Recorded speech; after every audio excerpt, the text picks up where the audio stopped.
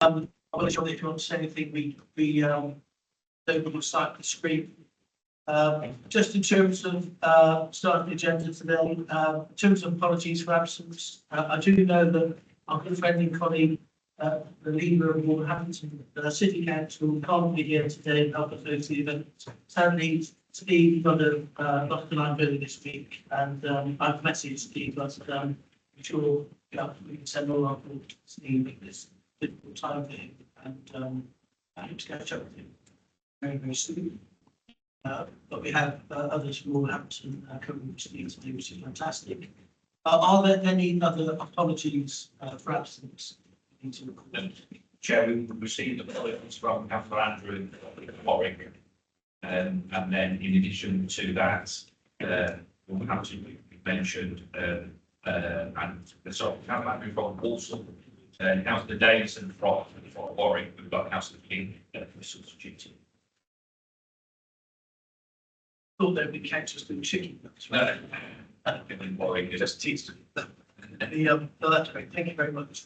In terms of the second item, declarations of interest, this is one of the items of the meeting. Are there any declarations of interest in these to declare? Thank you. We'll move on to item 3. In terms of chair's remarks, I'd like to thank the University of Wolverhampton for hosting us today. It's fantastic to be here, and it's fantastic campus here. I've visited a number of times before, and I was really keen. I know sometimes it might feel like we're dragging ourselves across the region, but I'm really keen that we hold these board meetings at the sites of our investment to help, I think, bring give some clarity to the importance of these projects, the great work going on in these places, but also the work that we need to do going forward. We've held a meeting at the Cooper Park site, and joined Jim on the runway here for a previous meeting, and we also held the last one in Norwich Quarter, where I was earlier this week actually for a meeting with the sponsors, with Steve, who was next to me, sponsor that. So it's great to be here today. We have the sites that we'll have to Green Innovation Corridor, and I'm really pleased just to let you know that the investment zone projects will all feature and be a key part of our, not just our regional growth strategy, but our submission to government for the CSR, the investment we want to make. And at the end of June, we'll be hosting our first regional investment summit in Birmingham. We've got 4 senior members of the government who are personally committed to attending, and again, you'll be using that summit to promote the great investment taking place in the region at this point in time, but also it will give us an opportunity to promote each of our investment zones and some of the other projects that we're developing. I'm hoping that we'll meet again looking to update what further developments we've got in terms of attracting investment where we're presenting to the markets of the investment opportunities we've got for the region. So very pleased to be here today. And if you can stay on a bit later, we're going to have a tour presentation and a tour of some of the facilities here. It will be fantastic. I've visited here with members of the government previously, Darren Jones and Angela Rayner, and they were both really, really impressed with the facilities here and the potential that it provides as part of the region. So that's fantastic. So we move now on to the next slide of the agenda, which is the minutes from the previous meeting. Are there any points of accuracy or any other comments in the past minutes? Okay, we'll move swiftly on then to item 5. So this item 5 is the point where we're having an update on the work we've done over the last year. It's a programme update. The report provides a review of the financial position at the year end, and also as the accounting body, the combined authority is required to complete a formal return to the MHCLG, updating the progress of the work we're doing. And I think at this point I'll ask Steve Bowden, the head of the investment team at the combined authority, to lead on with it. Thank you, Chair. So I'm not going to go through the report laboriously, but not normally annexed, but I think there are three key areas that I'd like to focus on this moment. Okay, so the recommendations on page 5. The first is the usual programme update, and at that point, as well as the programme, I'll then pass to SROs from the 3 sites, if that's okay, and the Richard and Charlotte. And then we will look at the year 1 review. The formal recommendation at number 3 is because there were a few glitches. I think probably the best way of putting it within the outputs we agreed with MHCLG, which is so within our programme for business case, are only minor MHCLG agreed the amendments. We just need to put formal approval to then give our business programs. They're really minor, but I will touch on those. And if I may, if we can turn to page 6. Overall programme, touch on sites and revenue programmes in a moment. There has been a big focus working with MHCLG as we move from year 1, which has been the agreement I just mentioned, into the future years when the investment zone will move into integrated settlement. I think we'll pick up on that during the next item. But fundamentally, we'll get greater flexibility. But none of it at the moment are no proposals to change any of the allocations, so it's just running as we are, but it just means we have greater flexibility around how we manage some of the financing. But for year 1, we are with the existing HCLG team, so there is a finance formal review, and we just need to clarify and clean up some of the elements. So if I may pick up on that one further, if that's okay. So I just draw your attention to page 7, and there is a summary table about the outputs that have been contained in the existing agreement and are within the programme, a business case. The minor and substantial minor changes for substance are on the Birmingham Knowledge Quarter active travel outputs, and effectively reduction of 8 kilometres, 1.5 kilometres of active travel by upgrading public rail enhancements. It was in as 8 kilometres, and that's just purely misunderstanding, because as those remember, Birmingham Knowledge Quarter actually extends way beyond Internationals and Aston. I think there's been an assumption that it's the whole of the area. We are just looking at the area around the 2 universities, and the HCLG will be happy for that amendment. And then the second one is an over ambitious pitch for construction jobs in year 1. Again, for the Knowledge Quarter, clearly we're still developing the other cases, and that was just simply an error. So both of those, the minor amendments to the programme business case, which MHCLG is fine with. Capacity for planning and administration, these were slightly not arbitrary figures, because we have significant funding in the capacity, and MHCLG just required some quantity in this to demonstrate that. Again, MHCLG happy with it. We've had that for this year. And then, and if we do, we have some background information. And then the last point is about the capacity for the other living into it. But that's okay, I'll come back to regulations, but that's just to explain the formal part of it. That's fine. Thank you. The second part then is our usual just review of the programme itself. I'll just skip through some of the headlines on page 7 and 8. The Supply Chain Transition Fund, which is a £4.5 million scheme, has gone out to tender. Tender closes 28th of March, and we're hoping to accelerate assessment and hopefully, if you like, in May, to June, May. We've had a lot of interest and inquiries coming in on the tender, so that's of course decided interest suppliers.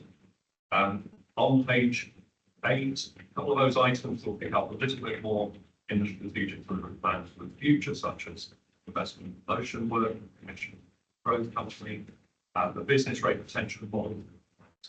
The model for those that are interested in business rates, I think it's safe to say it is just a really good, solid model for how we feed in of that financial information, and that's going to be developed further. So I think at that point, I might pass to the slides to update on development and revenue program. So let's turn to our next question. Just so Claire moves, I'm just asking this question.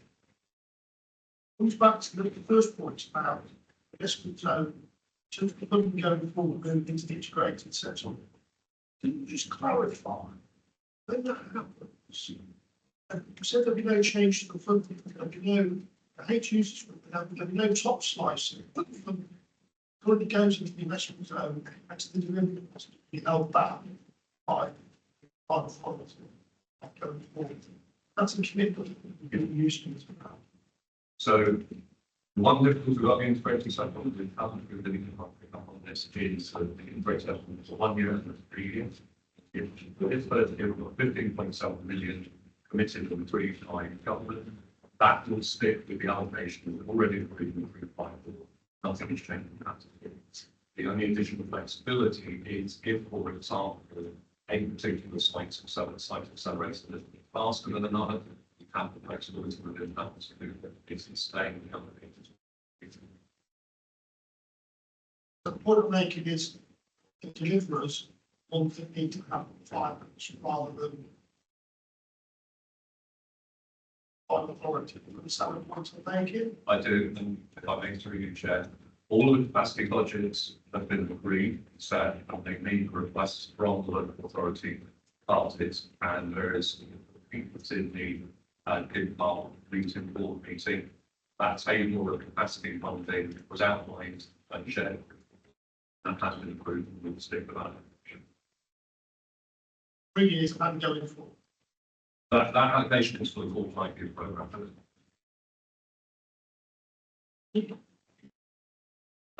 So very quickly on page 13, just some summary points on the regional revenue project. I think I've covered most of those already, so if I can hand to Philip. Sorry, I'm not Richard. No. You have confused me completely. But this is your last head. Yeah.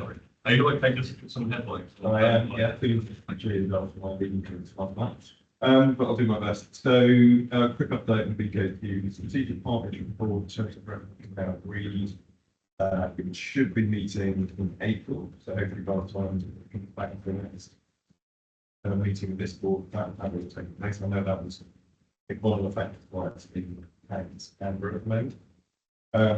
The ODC on capital funding for the active travel is it's gaining momentum, and we expect all those numbers in the budget and what we've actually used behind expectation. We expect that to accelerate pretty quickly, and we will expect to draw all our funding requirements down during the funding periods. One of the big bits of action that has been taking place in the last few weeks or months is supporting one of the commercial partners in securing a major potential at this stage, but a major funding partner. And as part of that conversation, we're also talking about our remaining BCC holdings in the area, which are Ashford, Lock, Oldford, and Bristol Road.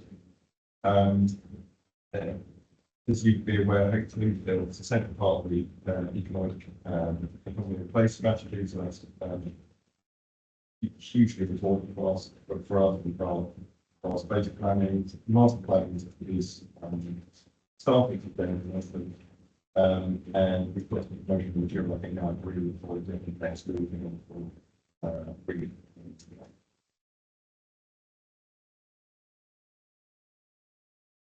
Any questions? Any points? Okay. David, anything you wanted to add? No, thank you, Richard. No, thank you. Us to Andy, financial break. Sure, a few things to update on. So obviously the funding for the 23 million was announced at the beginning of January, as spoken about. The first 2 million covered priority works for power delivery and reserve assets applications on the site. 21 million covered installation of power infrastructure, just done by all colleagues. Both reserve assets applications went into Warwick District and Thompson Council, respectively, in the last couple of months. We've engaged with UK Power Distribution to organise the incoming first tranche of power to be coming to the site. The reason I mentioned that is that power is often a question we get asked, but there's a lot of work going on to make that happen. The site clearance around some of the vegetation has started already. So by the end of March, which is the route planning for the most viable routes for that power to come into the site, positioning the new primary substation, and responding to all the planning queries. So that's all very, very positive in terms of that. Investment promotion from the work we're doing alongside the great company, and maybe we'll talk in a lot more detail about that. We have a growing list of battery manufacturers, good dialogue, some NDAs underway, and several further ongoing dialogues that we hope to nurture into true opportunities. 4 separate organisations engaged and interested in recycling. Particularly, you will hopefully understand some of the challenges globally around battery manufacturing, where those exist. So recycling is pretty important inside of that in terms of producing batteries. Working to the R&D, supply chain, we've got a host of vehicle and advanced manufacturing companies that we're in dialogue or pursuing, ranging from EVs, autonomous vehicles, through to defence companies, which I think is now a growing industry, manufacturing electrified personal armored vehicles and equipment, etc. It's probably worth mentioning to this group that we've put the site forward to the OFI and PBT, who are responding to a requirement from Asia for 350 to 450 hectares, 750,000 metre square facilities for advanced manufacturing, that will generate in excess of 5,000 jobs, £5 billion investment value of that. Obviously, it's a competitive process, but there are not many sites of that size. You would have seen in the press an announcement by Volpec potentially in the last couple of weeks. Volpec is a very exciting development, starting to manufacture their battery in the UK bit, which is exactly the sort of thing we collectively wanted to happen when we brought UK bit to Coventry to the West Midlands. For clarification, they are licensing the technology from China for the battery battery company developing that technology here. And you will have seen some stuff in the press. They are far off from developing a gigafactory. That's the sort of thing we want to see when providing the opportunity inside. We're working with CBRE, targeted around 150 plus global manufacturer investments. And 60 of those are engaged directly with us, and they're at the top. Largest companies they include CATL, BYD, LG Energy, SK Innovation, Panasonic, Samsung, CLAB, SVOLT, etc. Some of those names are familiar to people around the table. Some of those names might even feel a bit of fantasy island. We are trying, nonetheless, to see how far we can go inside of it. And we fed into the West Midlands Mayor's visit to China next week as well. Separately, with specifically the EV strategy, working with the Greg company that's targeting 50 companies. We've got a piece of work underway with the former CEO of Williams F1 Racing and the former CEO of Milbury, a gentleman called Alex Burns, and some of you may know. And he's been commissioned to do a specific piece of work, co-commissioned with the Greg company, go-to-market strategy plan, specifically for the CWYZ zone. A lot of this is about where's the black box, who wants to be, and how do we get there. So flexibility inside the IZ has enabled us to do some of that stuff, and working with the growth companies to enable us to move the pace inside some of that. So there will be stakeholder meetings by mid-April, which are preliminary list of potential tenants, architect types of groups, how we identify them and approach them. So it's all feeling very, very positive. Councillor Boyle met with the OFI as well, and specifically to understand what is the industry focus. And this is a really difficult industry where a lot of Asian manufacturers are pulling out of Europe going elsewhere.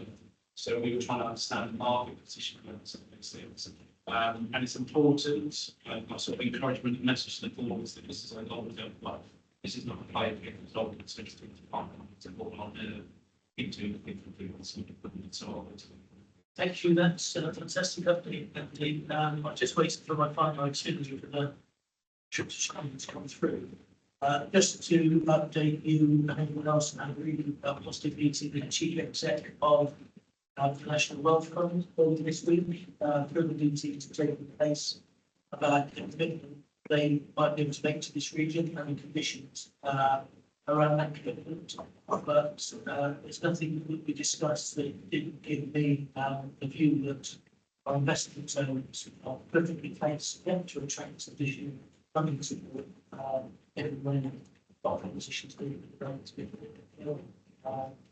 so that's very, very positive. there's still some work we want to do. And they are still working through parameters that they have to look to the government. And they will be attending the investment summit, some of the regional one, the running, I'll people to do that event. But we've got people like that attending, so we have some side meetings and so we get some additional time to move from our projects. And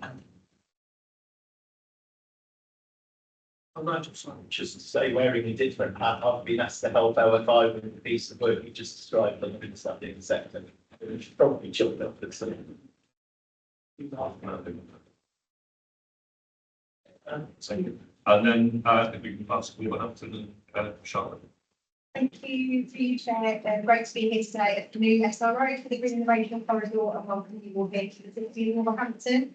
In terms of the key project update from the Green Innovation Corridor, significant energy has been going into resolving our funding agreement with the Mind Authority to deliver a 750k scheme with our Star Green.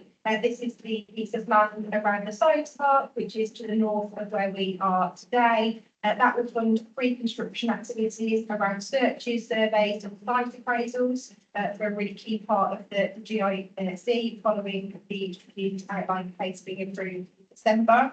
We're also doing some work with the CA and university around how we best use our revenue capacity funding around supporting a real strong partnership approach in Wolverhampton. You'll be aware that the complex cocktail of funding at the GIC also includes funds that were previously known as Levelling Up. So Love Round 2/3 and the MOU between the council and MHCLG has now been signed. And we are progressing with the £20 million grant, which will go to activity on this site. Following this meeting, we're delighted to take you around on the tour and hopefully bring that to life. Clearly, we need to make sure that all that we do is market facing, and we have commissioned a number of key pieces of market demand analysis work, which is due to report back imminently around occupier demand in GIC sectors, around engineering, computing and materials manufacture. We're also working closely with the Connecting Places and Catapult. A real highlight in the last quarter to bring to the board's attention has been our recent event. It started here in Wolverhampton in partnership with the Growth Company, which was a fantastic opportunity to showcase the Green Innovation Corridor and innovation more broadly in our city and region. And I'm pleased to report that has resulted in a 9-point investment inquiry, which the team will be following up alongside our wider work with a private sector development partner. More broadly, we're also excited to be the newest member of the UK Innovation District Group and we'll be continuing to learn from best practice and apply that in us. Thank you. I'm not sure I can have that chance. Thank you. I'm going to contribute to this. Thank you. Thank you. Through you, Chair. We just moved to the third item then on the review part, which is the formal year one review, page 15. And as I say, this one will get the submission back to the HDLP. So we're only to include its nature, but it will be fine. I don't intend to go for hopefully those had a chance to read through it. Just as a summary, I would say that year one was a clear focus on mobilisation. So 31st of March 2024 didn't have an investment on the 1st, did. And the teams right across both within the plan for as well, local authorities, getting that mobilisation going to capital spend business has been exceptional. And if I can focus on anything on page 13, on page 15, we've that collaboration, Chair, I think it's exceptional. So I'd like to thank all the teams involved. And personal thanks, if I may, take the opportunity to give dollars on the event within the Plan Authority who reloaded that programme. So thank you to those. So looking then through just some of the highlights, governance programme all set up on page 16 and 17. As I say, the site's up and running in terms of business cases, capital spend, agreements going out, really demonstrating the region to work together on that. Passing through onto page 18, we mustn't forget that this is a regional programme, yes, driven by those three key sites, but genuinely it is gaining a lot of interest from a lot of partners beyond the sites in the wider region. Those business support programs will be fundamental to that. So I think the comprehensive supply chain transition funds is really vital for that in terms of spreading that benefit sites as well. We have some more work to do, as it says on page 19, around the equity investment. We've identified that as a challenge for companies and certainly early stage companies. We are working with colleagues in Whitehorse to take that through to the solution next year. Investment and promotion, I think, credit Neil to the growth companies and get that messaging out, but working with the local authority partners as well. I know a lot of local authorities have actually been targeting the markets. So I think that's been really helpful, and then it's genuinely been an investment. So maybe not an official plan, but it's very strongly it starts to and then the last point there actually just picks up on capacity funding, working with the local authorities and CA colleagues to identify the capacity required for all of this deliver this program and those under. So been busy one. I'm going to capture it as mobilisation. I'll talk about what gear two looks like in a moment, but hopefully that's a reasonable summary and place of sufficient capacity going Anyone who's making any comments at this stage about what's these? Okay. Yeah. We're going to look at the future and you may read in the strategic plan. That's okay. I think we'll hold that back. We'll come back to you. The only thing I was going to say, Neil, is you're absolutely right. Annex 2 on this is just got some samples. We'll bring Neil in next stage. So thank you everyone for the work you've done in a relatively short piece of time. I acknowledge what Andy said about some of these projects, the scale of them, their complexity, volatility in some of our markets means that they might be able to get the right solution like maybe at a time. My discussions with government is they want us to work at pace, and we need to work at the pace the fastest, not the slowest. And they've also reached out to me to say that if there are delivery capacity issues in the region, we must speak to government. They want to drive it forward, and I'm having a number of very strategic conversations with government about how we'll work in the future and resources, additional resources government will potentially provide to the combined authority to support big regional projects across the region because of the way in which resources have been depleted so much.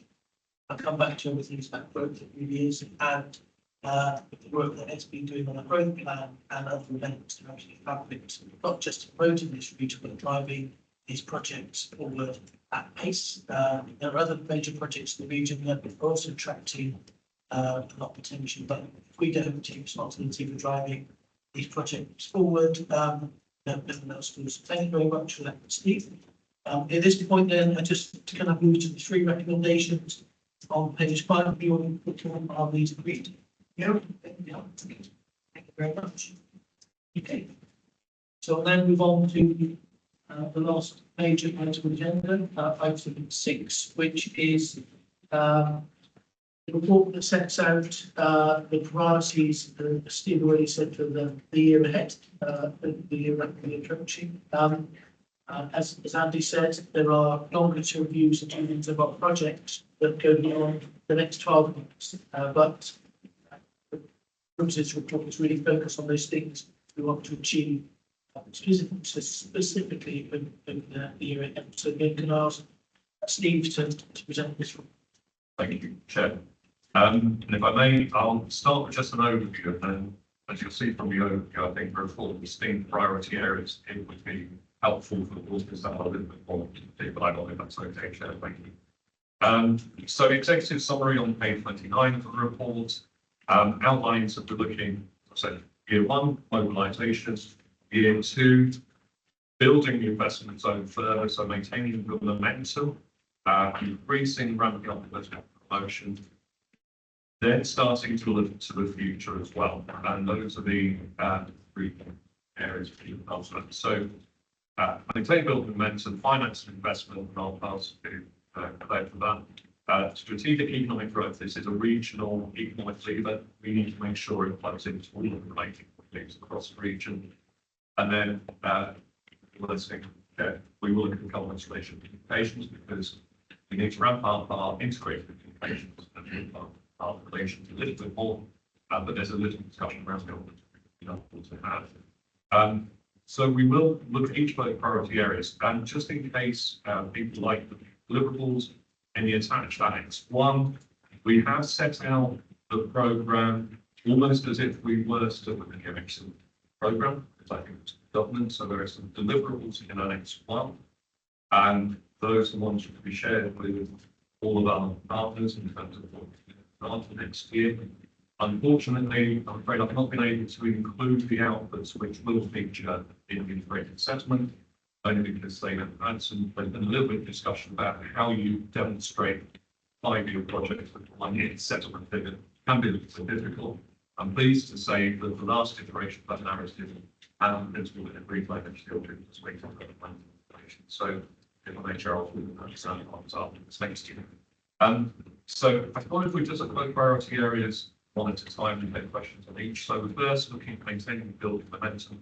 Clearly, I'm going to keep focusing on the sites and the business support programs.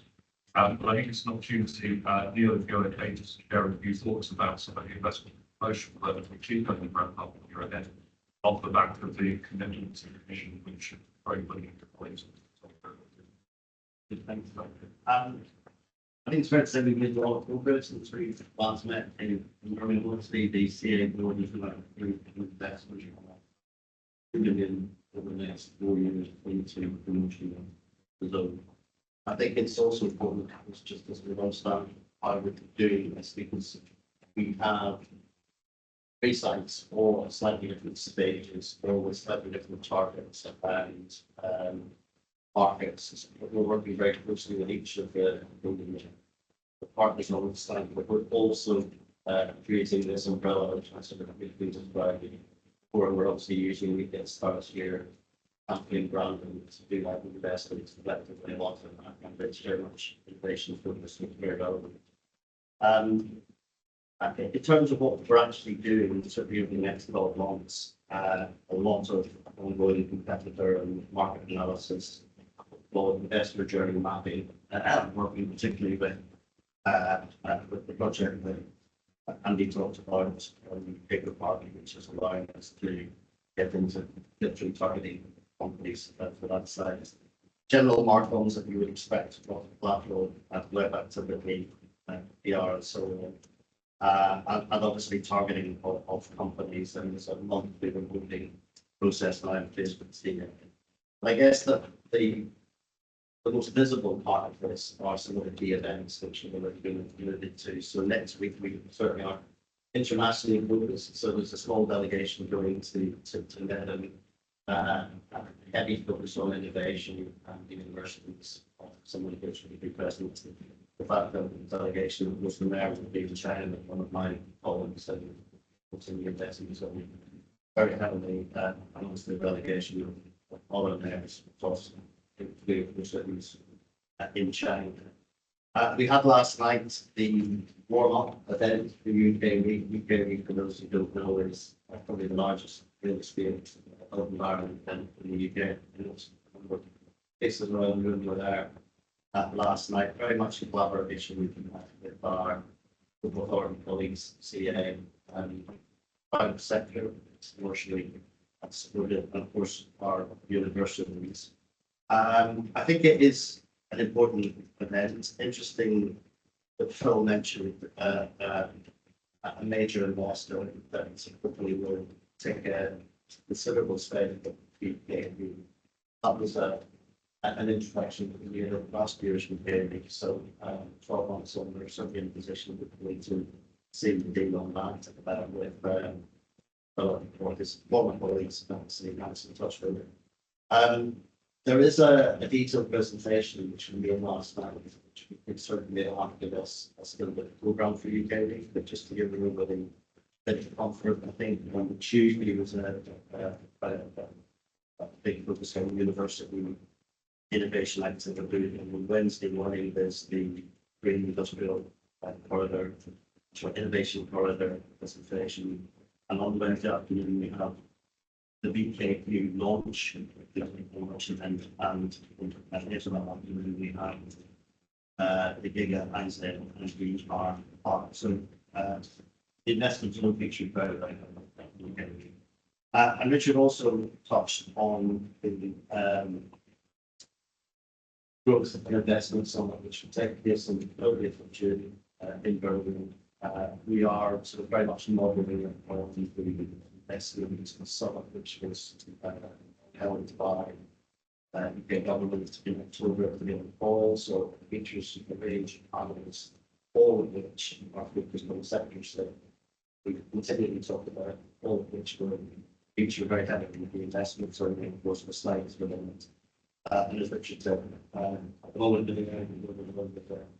dynamic place, we've got very heavy preparation and support for cabinet ministers who agree with the candidates. We're lucky enough to have agreement with DBT to supplement for the meeting convention program as the investment summit government differently.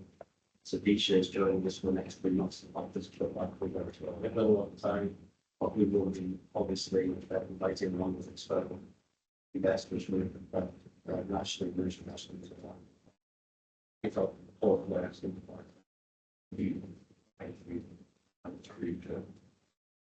So, Richard, Just a question there.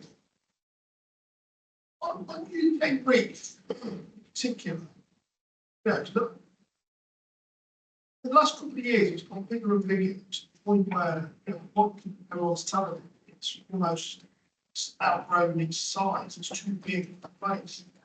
And just get out of cap, in places, businesses, countries all over the world with that. What is the delegation UK brief issue in particular?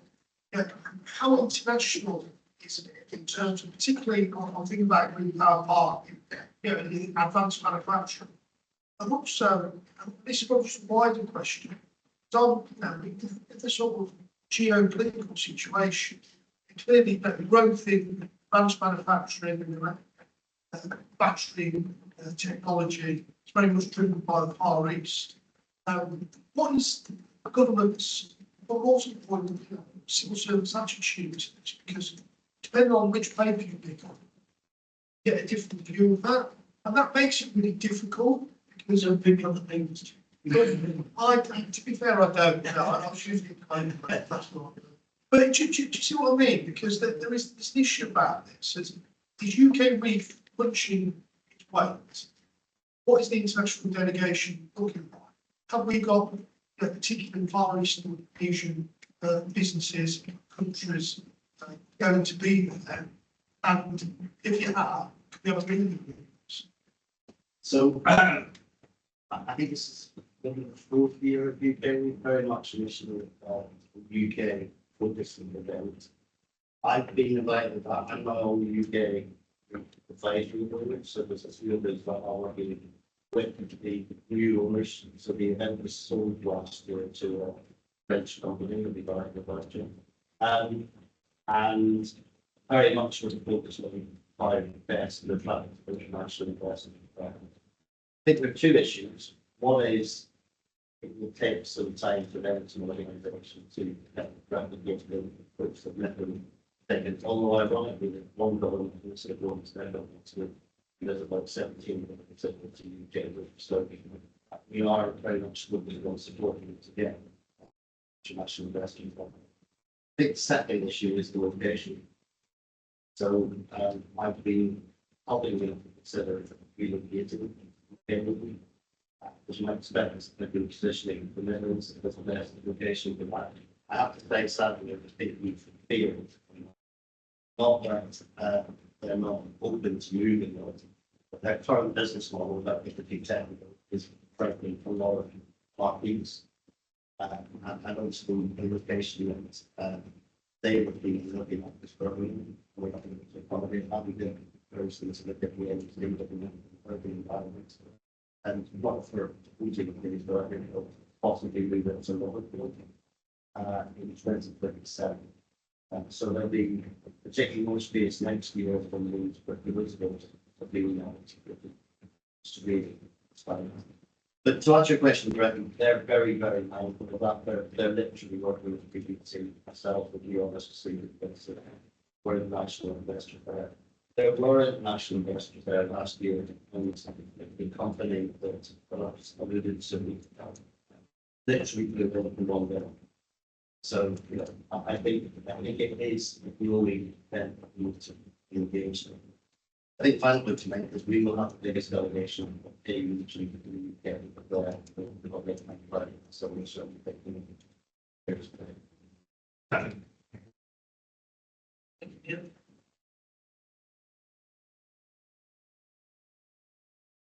Thank you. Then the second priority area for next year is looking at our finance and finances. And as I say, the allocations to the second degree.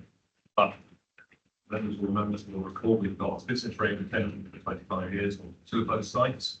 And we need to start thinking of other business rates up and come flowing in, flooding in. But they will start to come. We've already seen those coming in for Segro Park and Chris. So we need to get ourselves in one place to understand the investment plans, etc. So it's going to us to declare it by name, just to outline the proposals for next year in terms of how we start to finance investors time. So just remind the board of the context that we've got currently 65 million grant cutting allocated for the present zone over the 5-year period. And this financial year we have 5.1 million fascinating the life authority. We're expecting out to spend about 3.6 million this year, so 1.5 million for the carry forward. We'll postpone that position after we get the final application for the local authorities, but that's our anticipation. And that 1.5 million is within the thresholds that the government in terms of government account for. So that funding will be taken to next year. And as we said earlier, funding for next financial year is part of the integrated settlement. So it's 2 funding streams sit alongside each other. And then beyond that, funding is subject to the comprehensive spectrum review. So hopefully, into the summer months, we'll have more indication of that confirmation on funding.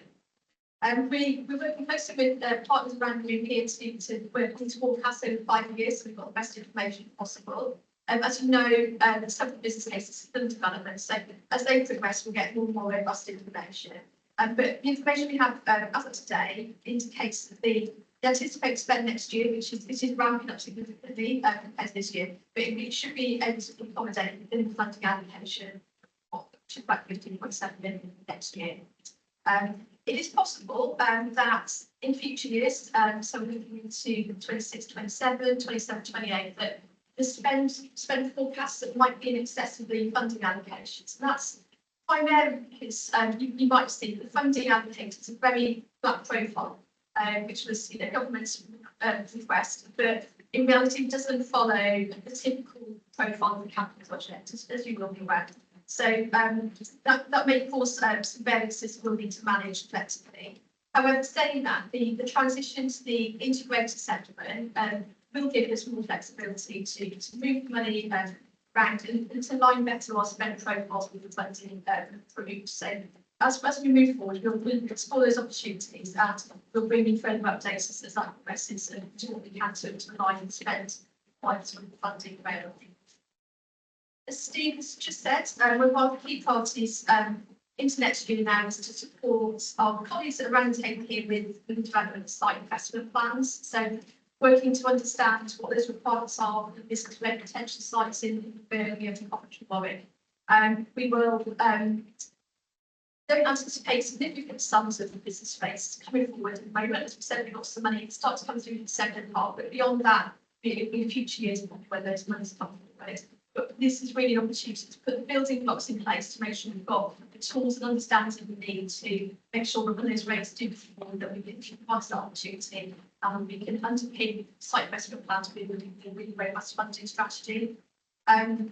Beyond, as Steve mentioned earlier, we've got financial model in place now, which will help to inform that decision making. Beyond the development of those business rates sites, said earlier, this is a regional programme, and business rates beyond that will be available to investment in advanced manufacturing across the region.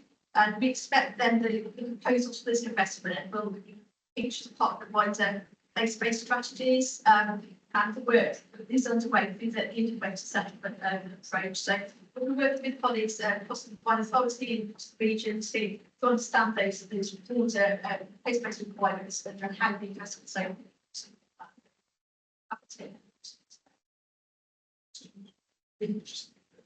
For us, the business reputation of the box. So I think it's about 23 million. And the MIZ, which is great, it's a good start. Business reports. So if I was to correct the process, place around that, this is all the see those pieces and treat those pieces in line with the values. So I would tell them to see such as a team or that to anticipate most of those business. So, yeah, absolutely, and so the process will be, as said, the business case preparation, so work with yourselves, to work closely with to develop those business cases, come through the boards, the invite delegations, and all up to the board and required. I don't know when we expect the first business cases, and I'm probably looking to yourselves and to colleagues in Birmingham to work with us to inform that timeline. We're keen to push forward as soon as possible and to support you with that. But really, it's determined by your timelines of the box, to inform those positions. It needs to be such a focused on advanced manufacturing and they're going to be focused on advanced manufacturing. So that's what it's done in the website. So it's advanced manufacturing, so it's advanced manufacturing as set out in the technical proposition, and that's what we expect to see through the sites, and that's why we can that definition. I think they looks exactly right, and you just realistic as well. We've got to understand what the investment needs are, so we can then see how those business rates generated can be applied. And I think it's at least much of those happening, but combining the finance director with the regen needs to be vital to understanding that. And I think possibly there'll be sort of a series of workshops on how to bring those teams together to understand that comprehensively. And can we, as I say, bring the site forward as a priority, as prioritisation to set, but then we can look at bring appointments. So that we need to understand the investment needs. I think, I know you've had a good track record of business cases and commentary, which is great. I think the other bit for me is, the more prep we keep in advance, the more we have about it. I think, imagine I do need to streamline some of this process to work more effectively. Most of the things is like the mayor's going to the business getting right It's super helpful, part of the reading to marketing is everyone asks, all investors, the organisations have this conversation with my colleagues at Warwick as well. About, we understand the tax system, what exactly this is a position. We're saying this is a good thing, and how we begin to explain it, and how the centres understand it, we know the support, really key, like one out of certain point as well, you've been very emotional. How you explain this and show people real fiscal incentive to jump forward and set up these things and hopefully simplify the process as well. That's really key. For all of us to national delivery is key. Sometimes it's taken us too long to deliver stuff. It's been treated too long. So you've got a really key place. We've got a key process to follow. And I also say to you, and I said to the assistant CA, if we mind the rules in the game as currently designed need to be flexed.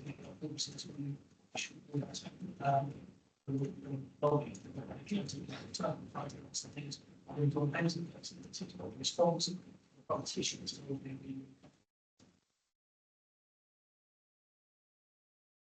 Thanks, Chair. Just on the I guess on the financing side, we look at the supply chain transition. I understand the requirements for sort of to potentially the future, but as soon as we can get to something, better suppliers will be more available. I'm much more of that sort of skill available.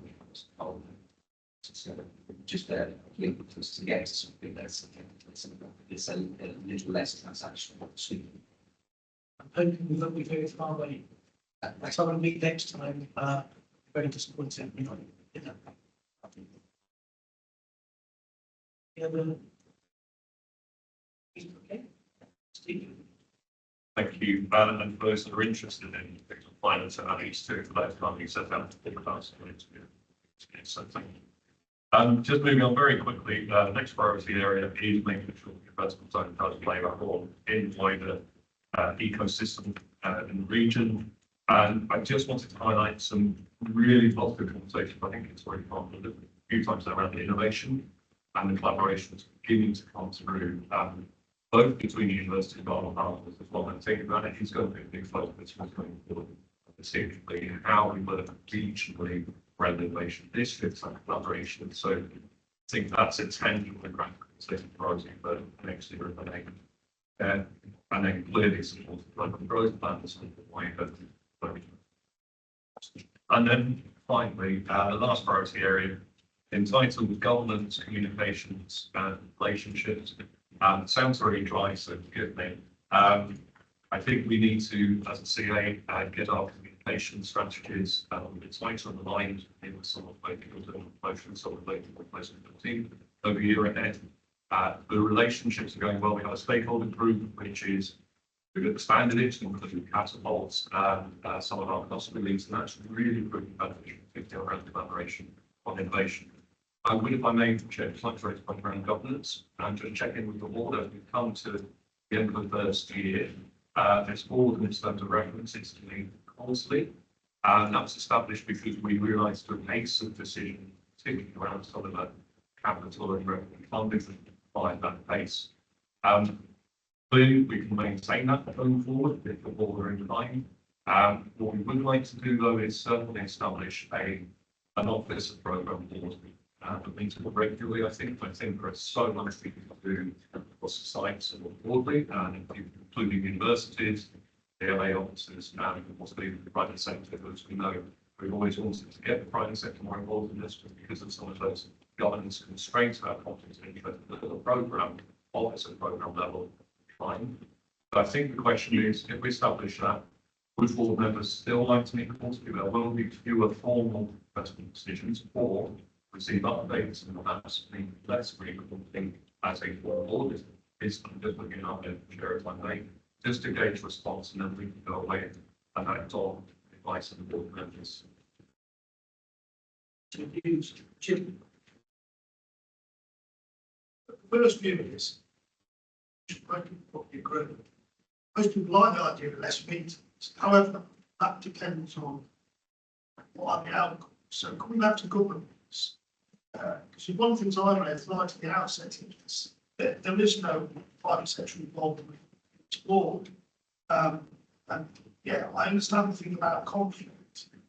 One of the things that has been really vital, particularly in this area of advanced manufacturing, where are our industry champions? Where are those organisations and businesses actually saying this is exactly the right thing you should be doing? That's very powerful in advocacy terms when it comes to investment decisions that are made, by those private companies. And I think that's something we really have been slow at moving forward on. The second point is, if and officers will have to take a view of this, because I hate officers to be involved in so many meetings that are all about process rather than delivery, and there's too much of that, and we have to do away with that. That being said, having officers to do some of the work behind the scenes to actually help with that delivery, and that embeds what I was saying earlier on about the delivery arm of the local authorities, particularly, are strengthened, improved on that. And I think that would be something that we welcome, definitely. But the only other thing to say is, this board, in terms of any decisions, clearly, I mean, the we've had today, it's fairly formulaic, it's very straightforward. I get that, there's no mega decisions to be made today. But actually having that feedback and having that accountability, I think it's important, and I don't really want to lose that, particularly in the first few years, because as Andy said earlier, this is a slow burner. And it comes back sometimes to decisions that are made that are not within our control, not neither control, it's more control of the divine authority. I think that's the thing sometimes about the attitude of, if you like, national government, the attitude of our relationships with other countries as well. And that is something that I really think we do need to keep watching brief on. So I quite like the quality of things and good leadership. We don't tend to care. I think that's important that we maintain our foot on this and actually make sure that that accountability model is still there. Thank you for that, Jim. I will take some other views. I'm very minded about this. I want it to work. I want it to drive delivery. I want it to be agile. It's interesting with the leaders who sit on my board. We now want meet, we have full board meetings, but we actually sit in these months and meet to discuss those issues we need to deal with in a more informal setting where what we discuss isn't limited, but the actions are. That's really just a way of keeping that together and understanding some issues and not being under the scrutiny. I mean, that we need to stop avoiding scrutiny. That's just giving everyone the possibility to talk about stuff in a very open way in a quite a comfortable environment, really encouraged to do so. I mean, I'll take some other views on this. And of course, we're all board meetings, the most important work that's outside. I think the other point you raised, Jim, is about private sector involvement. I'm very agnostic about that, but I often say that I think we've got some great people, some key organisations that understand sectors around some brilliant minds, it's really expertise. I'm not dismissive about having private sector involved, but I do have a view that, they're so involved by the investors in these places too. We might give them conflict. But I'm just interested in your view on private sector involvement. And then I actually do want others around the room to talk about the governance issue because I want whatever we do needs to work for everyone, it's not the majority. So one just your view. Obviously, the growth company is from the private sector forward, we have to find sending governors and people involved, when we might develop engagement structure, but thankfully, I think that all leaders in each side are very able to ensure that we really market is and we're using that expertise. But candidly, my view is if you want to steer around private sector being and you're going to put a lot of people they want to make decisions. So I'd be very careful about attracting private sector people. Yes, we can. I do agree with Jim. I think we've got some reasonable people. And to be fair, to be sites, we are engaging with the relevant private sector. I think the challenge I would sort of deal with is flying through where and when. So it's going to be quite practical. Don't think anybody would want a big report. And so just be sort of careful about if you want to see them in private sector people, they're only going to get off their stand if they think they are control of something. And but in terms of the project itself, we mostly need to be engaging with people to make the point that the best of the promotion exercise is to engage the private sector. Then the people will be best doing this science. There are also conflict issues that can arise if the arguments of us, within the capacity would concern me, given how we are in this. Yes, thanks. I agree with Jim, actually. I think it's important. Whilst we want to move at pace, and there's a lot of work that can be done behind the scenes, and the officers do all that great work behind the scenes. I think it's really important that we retain that kind of oversight piece and governance piece of this board. So I agree with Jim. I withdraw my. I think it's really important that we retain that kind of oversight and scrutiny and governance. So I would suggest that we retain the boards. Okay, that message is the other thing. Wolverhampton perspective. I think, obviously, I don't normally attend these meetings. I think firstly that there are issues around the like I said, around too strong private sector involvement. I also find it interesting that they should have drawn between delivery and process. Surely the purpose of the process is surely the great. So I just found it, interesting in that distinction was made. If your process is ensuring delivery, so the question of process. Any other views on governance? Go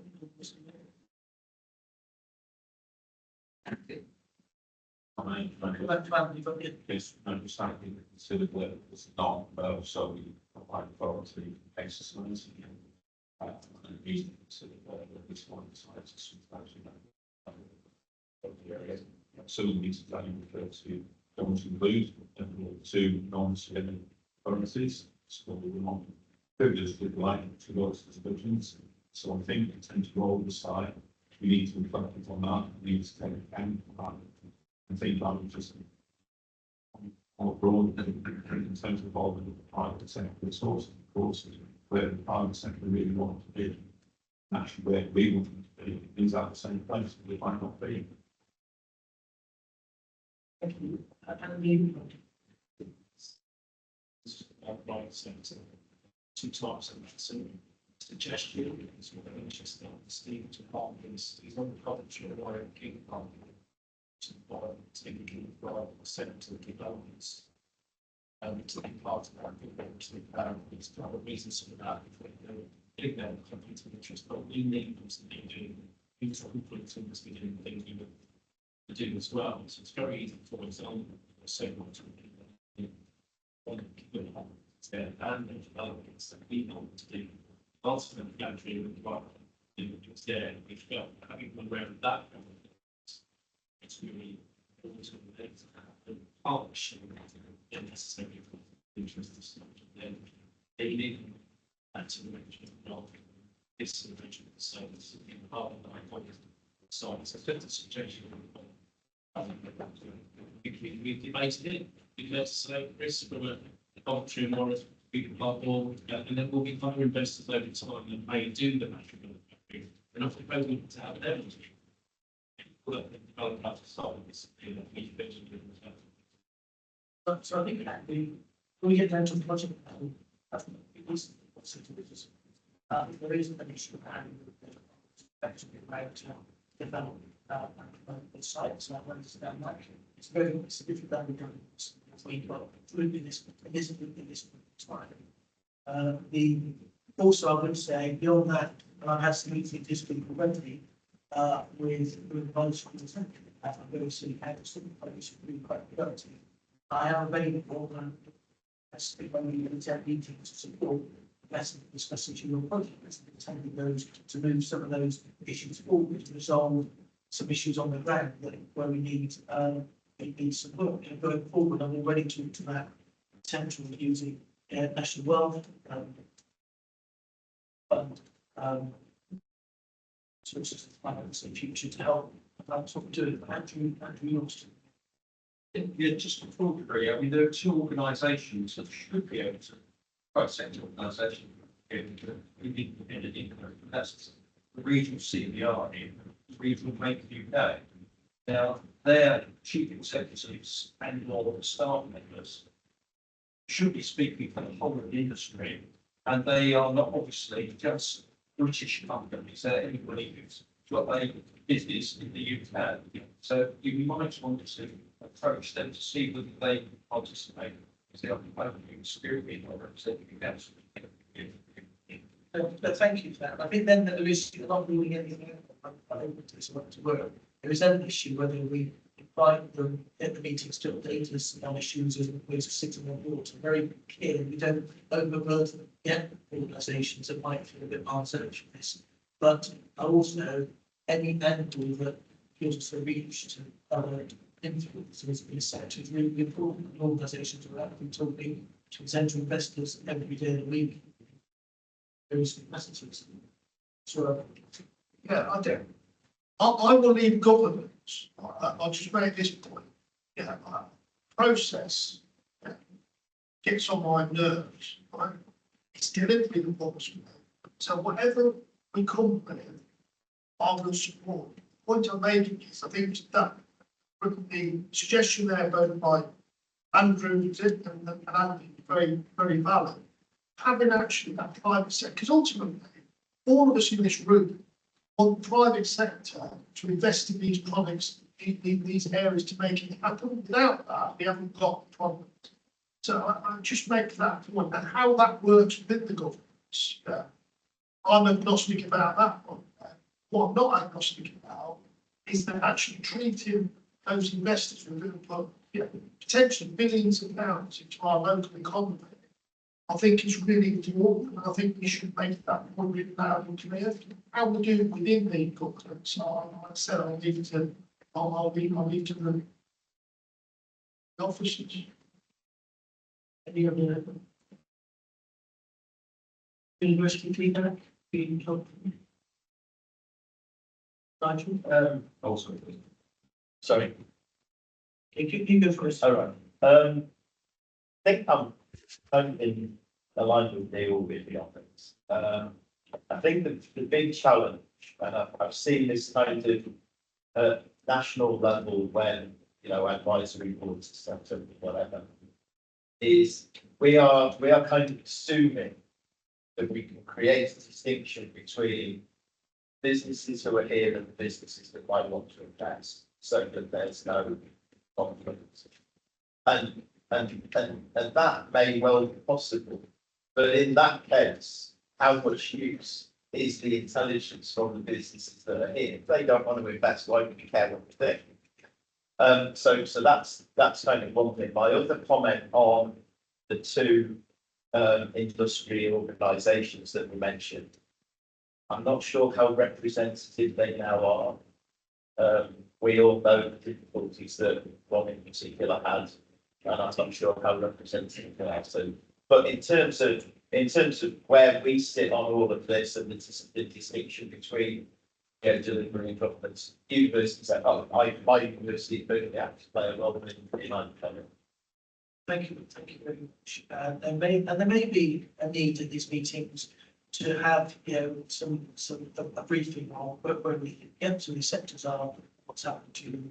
I've got councillor calls, I think. My eyesight is stressed and stretched by that, but I can see you in the sunlight there, Ian, I think. Yeah, that's it. That's me then. Yeah, You're on my mute, eyes sir. are stretched too. I'm sort of not easy to hear everybody, but I've done my best. Councillor Thoughts, hold the minutes a moment, sorry. Can you hear me? Okay.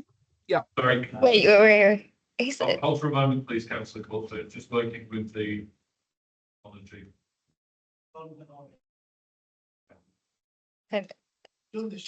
Try now. Okay. How does that sound? Thank you. Okay. Just a couple of points. I'm not sure who the speaker was. Was it Jim, speaker before last? Talking about being bored with process. Yes. Okay. Well, obviously that's my language. All I would say is, and Jim was talking about a focus on outcomes, which obviously I thoroughly agree with. But I think my only comment on some of the documentation here, I see the actual timescales and measurement are really quite vague. And I think that could do with beefing up when do we expect certain things to happen. There's reference to quarters, and so it's really quite vague. I know you can't be too precise, but we ought to know whether we're achieving what we want to achieve. Second thing is on, varying discussions on private sector. Clearly, private sector is, in the end, going to drive a lot of this. My question is, how far are we engaging with them? What is the feedback, and what messages are we getting from them? Because if they're not interested in engaging, then it makes it very difficult for us. Okay, thank you very much for that, Ian. My own view would be, we are still quite early in the process of delivering this. We do need to capture, I think, both at a project level and I think region wide, some of the feedback and results of some of that engagement going forward. Neil, I'm interested in your view on that, Neil, about the way best we can do that, which will inform the way we approach this. So it's really important that all of us involved, we create channels of, I think, feedback links on what we're doing. Otherwise, if we're making mistakes, we're just going to repeat them. So we've got opportunities, we're not going to make the most of them. I'm not certain that the board level, boards would be able to, public talk about this are always the best way to deal with some of that stuff, because some people are very, very sensitive. We need to recognise that too. There's interesting reviews on that, Neil. I'll come to them. I think since Steve touched on this earlier on, I think the big distinction in governance process is changing. I just make two suggestions. I think what I said earlier on the projects, for instance, is on that. There's some obvious private sector people that are already in play. We need to understand whether they get what they're doing. You know, we should be playing back that feedback on a more regular basis. It's definitely the conversation. I think to the point colleagues talking about PROs with this representative organisations, there's no reason why we shouldn't have a separate session with all of them. To talk about what they're doing, get the feedback and so on. But yeah, I do sort of agree with Ian on the issue of entitlements. The private sector will want to start tomorrow. We need a kind of conversation around what the art of possible is. And having been involved in attracting from investment for a long time, these things do take time, but you need to constantly test. Are we on the right timeline? How do we advance? How can we do the right conditions? So I would suggest before we meet next time, we should have a separate kind of stakeholder session. Those or businesses of interest, and that therefore doesn't compromise the conflict of interest challenge. Thanks, Neil. Can I just come back in on that? Because Neil, I mean, I totally agree with that. My concern is that the papers, as I see them, are pretty vague in when we as a board should be expecting that feedback.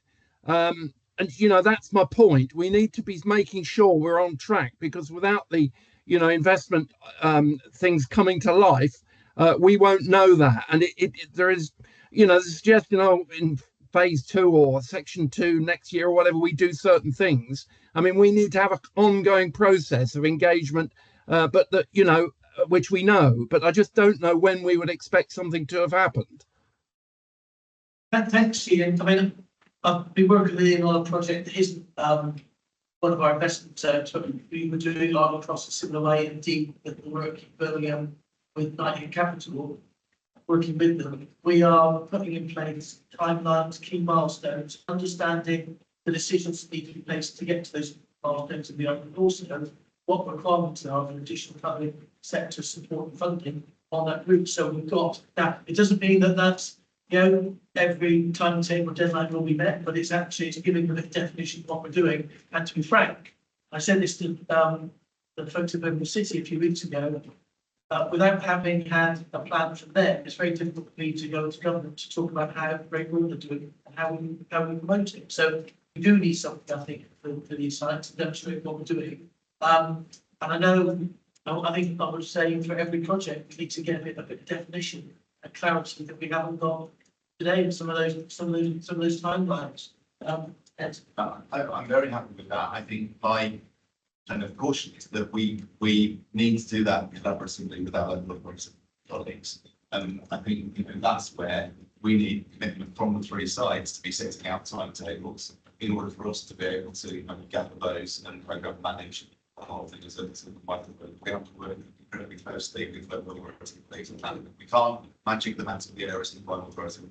And they need to be bottom up. Yeah, the project leads need to work on that. Without that, we certainly can compose that from where we are. Phil, you wanted to come in. Just some personal reflections, really. One, I definitely think that the board, some kind of collaborative entity that sits below this would be really helpful. So we had a conversation a minute ago about that's incremental funding and how that works. And obviously we've been running an EZ process and that process before it, we've been going for some years. So this is I'm not saying it's all good, by the way, you know, it's been a bit of learning and getting it wrong. So we could read that into how this all sits. But just reflecting on private sector involvement in this entity, I think it's a bit like we've had this conversation obviously at the project board within the BKQ, and actually keeping managing the private sector is probably a job in itself, frankly. I mean, Steve seeing it from the sidelines. There's quite a lot of ego in the room sometimes.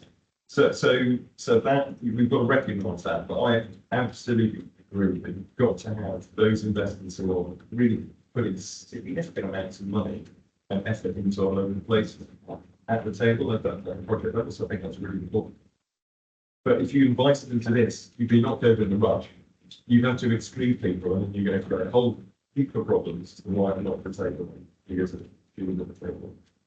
Don't forget, if you want expertise, there's a huge network of non-exec directors out there who all of whom have been in the industry delivering schemes, working in government, out of government, in the private sector. However you want them, you could get some really good non-exec directors into this board. You won't be conflicted.